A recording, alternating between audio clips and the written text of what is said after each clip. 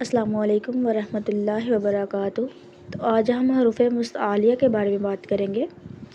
حروف مفردات یعنی کہ حروف تہجی 29 ہے، ان کی تعداد کتنی ہے؟ 29۔ تو ان 29 حروف میں سے 7 حروف ایسے ہیں جو ہر حالت میں پور یعنی موٹے پڑھے جاتے ہیں، انہیں ہم کیا کہتے ہیں؟ حروف مستعلیہ۔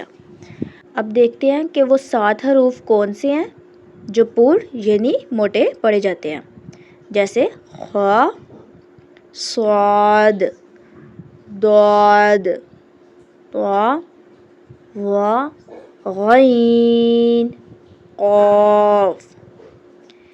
یہ 7 ایسے حروف ہیں جو ہر حالت میں پر یعنی موٹے پڑھے جاتے ہیں۔ حروف مستعلیہ کا مجموعہ بھی ہے جسے ہم بہت اچھے طریقے سے یاد کر سکتے ہیں۔ ہم کچھ لوگ بھول جائیں یا یاد نہیں آ رہا کہ حروف مستعلیہ کون سے ہیں، تو ہماری آسانی کے لیے حروف مستعلیہ کا مجموعہ ہے خص، ضغط، قیز۔ اب یہ خص، ضغط، قیز میں ہی 7 حروف ہیں۔